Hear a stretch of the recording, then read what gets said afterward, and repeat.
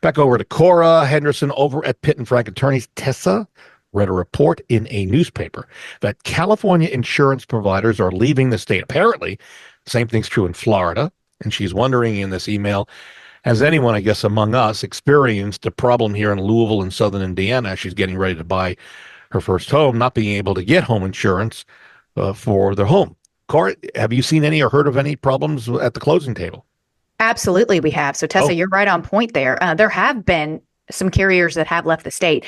And, you should know, obviously, that Louisville and many other areas throughout the state, have suffered from a lot of wind damage, hail damage, storm damage, et cetera, especially over the last number of years. So even though we're not a coastal state by any means, we do have our fair share of damage there. And so, when they pay out on those claims, obviously, as a result of that, they're going to need to make sure that they have enough in the till, on collecting an appropriate amount for their insurance. Also, just the cost of rebuilding is bananas these days, right? The construction costs. And so just kind of understanding, I think, moving forward, the best way to have those discussions with your qualified insurance agent, are they able to shop that out with multiple carriers? Are you able to adjust your payout for rebuild? Do you understand whether or not you're getting a full roof replacement, or is it just capped out at a certain amount of money? So there's a number of different questions that I think are very important whenever you're buying a home or certainly renewing.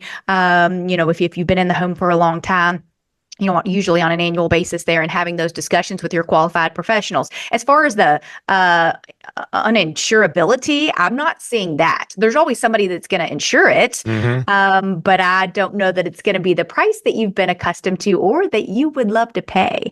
So, if homeowners insurance for a regular single-family dwelling becomes too much, I will tell you that condo insurance is always super cheap. Like I see that at the closing table, and especially because you're just insuring from the walls in, because it's a condo, those are always super affordable, a couple $100, which is, far more palatable than the thousands of dollars that we see some people having to, pay out on an annual basis for their single family dwelling. So lots of different options there. Just being educated to have those conversations is going to be fruitful for you. Yeah, and a note, renter's insurance also is relatively inexpensive. So if you're renting, that would be something to consider if you don't have insurance on the property, because bad weather is coming. And let's face it, we got to be prepared. In fact, next week, we're going to be talking about what happens if you have a power outage. Are you prepared? And that's a reminder also that we've got some home maintenance checklists coming up in this show.